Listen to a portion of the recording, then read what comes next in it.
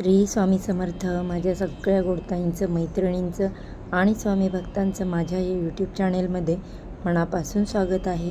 आजचा दिवस तुम्हाला सुखाचा, समाधानाचा, आनंदाचा आणि भरभराटीचा जावो, तर ही स्वामींच्या चरणी प्रार्थना करते आणि आपल्या आजच्या नवीन व्हिडिओला सुरुवात करते. बघा, श्रावणामध्ये सत्यनारायण पूजा का करावी, घरच्या घरी सत्यनारायण पूजा कशी करावी, सत्यनारायण पूजेचे महत्त्व काय आहे, तसे त्याचे फायदे काय आहेत, प्रत्येक दिवस कोणत्या कारणासाठी सत्यनारायण पूजा करावी, चला याविषयी आपण आता माहिती करून घेऊया.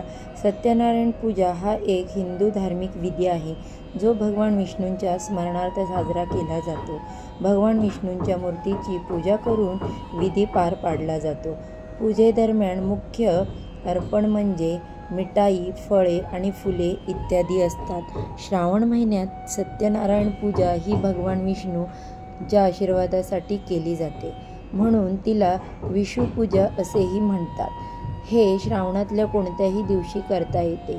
हा विधी समृद्धी, संपत्ती आणि आनंदासाठी, आशीर्वाद मिळवण्यासाठी केला जातो. पूजेमध्ये कुटुंबात शांती नांदावी व आनंद निर्माण व्हावा म्हणून देखील हा विधी केला जातो. बघा, विवाह झाल्यावर सत्यनारायण पूजावा, मग कुलदेवतेचे दर्शन घेऊन संसाराला सुरुवात करावी, अशी रूढी परंपरा आहे. श्रावण महिन्यात किंवा एखादा चांगला दिवस पाहून अनेक घरात वर्षातून एकदा सत्यनारायणाची पूजा केली जाते. मात्र काही घरात वर्षभरात पूजा राहून जाते. ती विशेषतः श्रावणात केली जाते. श्रावण मास हा पुण्यसंचयाच्या दृष्टीने सत्यनारायणाच्या पूजेच्या व्रताद्वारे श्रावणात पुण्यसंचय करावा या हेतूने पूजेचे आयोजन केले जाते. त्यामुळे लाभ काय होतात तेही आपण आता जाणू. सत्यनारायणाची पूजा घरातल्या घरात आणि सार्वजनिक स्वरूपातही केली जाते.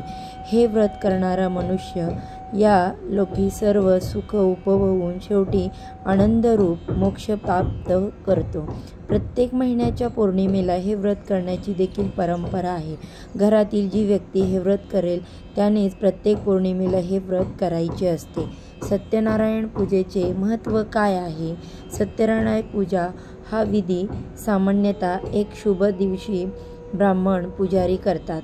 विधीचा उद्देश व्यक्ती तसेच वातावरण शुद्ध करणे हा आहे. सत्यनारायणाची पूजा करणाऱ्यांना भगवान विष्णूंचे आशीर्वाद प्राप्त होतात. सत्यनारायण पूजा ही सामान्यतः यश आणि इतर महत्त्वाच्या प्रसंगी साजरी करण्यासाठी केली जाते. पूजेमध्ये विष्णुदेव आणि त्यांचे अवतार भगवान श्रीकृष्ण यांची पूजांचा समाविष्ट असतो. जर आपण भगवान कृष्णांबद्दल अधिक समजून घेण्याचा प्रयत्न केला तर आपल्याला कळेल की कृष्णाने आपल्या जीवनातील प्रत्येक भूमिका अतिशय चांगल्या प्रकारे निभावलेली आहे. जसा तो एक चांगला मुलगा, हुशार विद्यार्थी, दयाळू मित्र, हुशार रणनीतिकार वगैरे होता. भगवान श्रीकृष्णांकडून अशा गोष्टी शिकण्यासाठी या उपासनेमागे कारण आहे. सत्यनारायण पूजा करण्यात अनेक पायऱ्यांचा समावेश आहे, परंतु अंतिम परिणाम म्हणजे शांतीची भावना आणि परमात्म्याशी संबंध असा आहे. सत्यनारायण पूजा केल्याने कोणते फायदे होतात आता ते आपण पाहूया. सत्यनारायण पूजा हा एक हिंदू धार्मिक विधी आहे जो परंपरेप्रमाणे आशीर्वादासाठी, देवांचे आभार मानण्यासाठी आणि त्यांचे संरक्षण मिळवण्यासाठी केला जातो. विधीमध्ये विशेषतः प्रार्थना करणे, स्तोत्र गाणे आणि शास्त्रांचे पठण यांचा समावेश असतो. सत्यनारायण पूजा करण्याच्या फायद्यामध्ये आंतरिक शांती, आनंद आणि आध्यात्मिक वाढ यांचा समावेश होतो. या व्यतिरिक्त विधी नकारात्मक कर्म शुद्ध करण्यास आणि वाईट प्रभावापासून संरक्षण करण्यासाठी मदत करू शकते. या पूजा विधीमध्ये सहभागी होणाऱ्या लोकांना नशीब, आशीर्वाद आणि समृद्धी मिळते. सत्यनारायणाची पूजा कोणत्या दिवशी करायची असते आता हे आपण पाहूया. सोमवारी पूजा केल्याने आरोग्य क्षेत्रात काम करणारे व्यावसायिक या दिवशी पूजा करू शकतात. मंगळवारी उत्पादक आणि पुरवठादार हे लोक पूजा करू शकतात. बुधवारी शिक्षण क्षेत्रात काम करणारी लोक सत्यनारायण करू शकतात.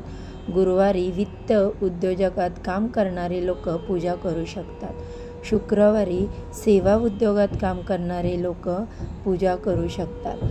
शनिवारी कायदा व्यावसायिक हे लोक सत्यनारायण करू शकतात। रविवारी आरोग्य लाभासाठी कोणतीही या पूजाविधीमध्ये सहभागी होणाऱ्यांना नशीब, आशीर्वाद आणि समृद्धी मिळते असे मानले जाते। बघा आता सत्यनारायण पूजेचा विधी कसा करायचा, तर घरात पूर्व किंवा उत्तर दिशेस एक चौरंग किंवा पाट मांडावा, त्यावर एक वस्त्र घालावे, त्यावर मुठभर तांदूळ पसरावे आणि त्याच्या मधोमध पाण्याने भरलेला कलश ठेवावा।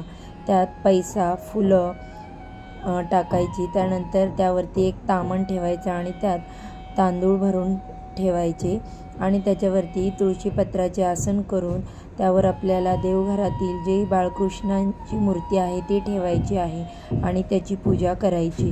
श्रीकृष्णाला 108 किंवा 1008 अशा संख्येने तुळशीपत्र अर्पण करावी। पूजेत मन एकाग्र होण्यासाठी इतक्या वेळा तुळशीपत्र करून फुलं वाहावीत। केळीचे खांब पवित्र मानले जातात आणि त्यांची सजावट केल्याने पूजेला शोभा येते, त्यामुळे मांगल्य आणि पवित्रता जाणवते। परंतु ते मिळाले नाहीत म्हणून पूजा थांबवू नये। सत्यनारायणाचा प्रसाद जास्तीत जास्त लोकांना मिळावा म्हणून पूजा झाल्यावर लोकांना दर्शनासाठी बोलवावे आणि तीर्थप्रसाद द्यावा। तुमची इच्छा असेल तर नाश्ता किंवा जेवण देखील करू शकता आणि सत्यनारायण पूजेचा आनंद घ्यावा। श्रीकृष्णाच्या मूर्तीला मनोभावे नमस्कार करून त्यांना गंध, अक्षदा, फुलं आणि तुळस अर्पण करावे। आपल्याकडून हे व्रत करून घ्यावे म्हणून त्यांना विनंती करावी। धूप, दीप, उदबत्ती ओवाळावी आणि चांगल्या अंतःकरणाने मनाने सत्यनारायणाची पोथी वाचावी। त्यातील सत्यनारायण कथेचे वाचन करावे। आरती करून शिऱ्याचा नैवेद्य दाखवावा। तसेच त्या प्रसादामध्ये तुळशीचे पान अवश्य टाकावे आणि प्रसादात केळेसुद्धा घालावे। त्या दिवशी घरात जी काही स्वयंपाक केला असेल त्याचा महानैवेद्य दाखवावा आणि घरातील सर्वांनी तो ग्रहण करावा। तसेच शिऱ्याचा प्रसाद बाहेरील शेजाऱ्यांना, काही जणांना तरी मुखी लागावा, जेणेकरून प्रसाद वाटप केल्याचेही पुण्य मिळेल। दुसऱ्या दिवशी सकाळी घरातील देवांची पूजा झाली की मूर्तीवर अक्षदा वाहून पुनरागमनाचय असे 3 वेळा म्हणावे आणि श्रीकृष्णांची मूर्ती पुन्हा देवघरात ठेवावी आणि नमस्कार करावा। हे व्रत महिन्यातून फक्त पौर्णिमेला किंवा श्रावण महिन्यातच करायचे आहे, त्यामुळे ते सहज करता येईल असे आहे। वरील व्रत आणि उपासना करताना त्यातील गोम अशी आहे की आपण करत असलेल्या व्रताची, उपासनाची कुठेही वाच्यता करायची नाही, कुठेही अवाक्षर सुद्धा काढायचे नाही, तरच ते फलद्रूप होईल हे ध्यानी ठेवावे। नाहीतर त्याचे महत्त्व कमी होईल व फळ पदरात पडणार नाही, त्यात सातत्य ठेवावी। उपासनेचे महत्त्व अनन्यसाधारण आहे। त्याने नुसतेच मनोबल वाढत नाही, तर त्यातील असामान्य प्रचंड सामर्थ्य आपल्या जीवन प्रवास आनंददायी करते। फक्त त्यात समर्पणाची भावना हवी, साधेपणा हवा, अहंकार नसावा, तरच ही पूजा पूर्ण होईल। तर अशा प्रकारे तुम्ही या श्रावण महिन्यात घरच्या घरी सत्यनारायण पूजा करू शकता। तर मी तुम्हाला ही जी आज माहिती दिली ती आवडली असेल तर माझ्या चॅनेलला लाईक, शेअर आणि सबस्क्राईब करा। तसेच बाजूला असणारे बेल आयकॉन क्लिक करा, ज्यामुळे माझ्या चॅनेलवरती येणारे नवनवीन व्हिडिओज, माहिती यांचे नोटिफिकेशन अगदी तुमच्यापर्यंत सहजपणे पोचेल आणि तुम्ही एक पण व्हिडिओ मिस करणार नाही। चला तर मग आजची माहिती आवडली असेल तर कमेंटमध्ये नक्की लिहा। सर्वांना श्री स्वामी समर्थ। आजचा व्हिडिओ इथेच संपवते। उद्या भेटूया पुन्हा अशाच एका छानशा माहितीबरोबर।